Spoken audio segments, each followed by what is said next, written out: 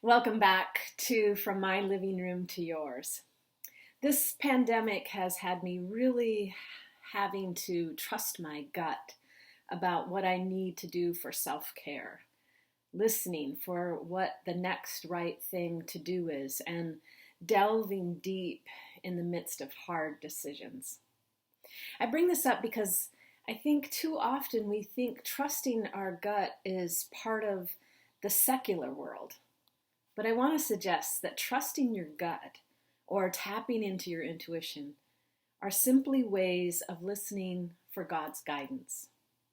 Jesus' invitation to us all was, and still is today, abide in me as I abide in you. If we truly accept this invitation, then we have to trust that we have the divine within us as well as around and among us.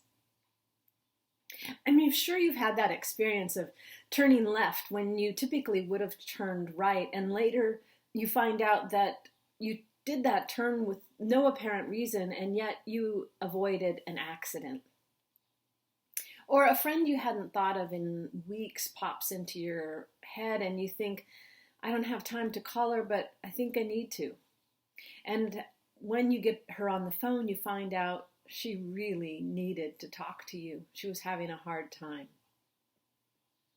That's trusting your gut, tapping your intuition, listening to God's guidance. Of course, the question becomes how to decipher between our personal whims and God's guidance. Unfortunately, a lot of times we don't know until after we've taken action. The results of our decisions and actions will be the proof of the pudding. I remember a time in my 20s when I was becoming friends with this guy, but I was also really attracted to him. And one night when I gave him a ride home, I decided, well, this was it. I should kiss him. So I did. And he let me for a few seconds. But when he pulled his head back, he didn't look happy at all. And all he said was, feel better? That was obviously only what I wanted, not what my intuition was telling me to do.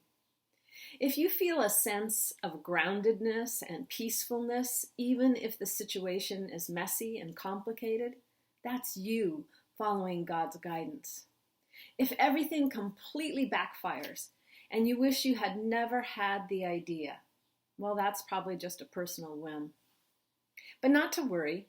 The more you practice acting on your intuition or God's guidance, the better you'll get at being able to tell the difference before you take action. In the weeks ahead, as we continue to navigate this crisis, and as you make decisions about how to care for yourself, your family, maybe your business, or your neighbors, check in, say a prayer, and see what your gut's telling you to do. Until next time, friends, go with good courage and fear not, because God is with you.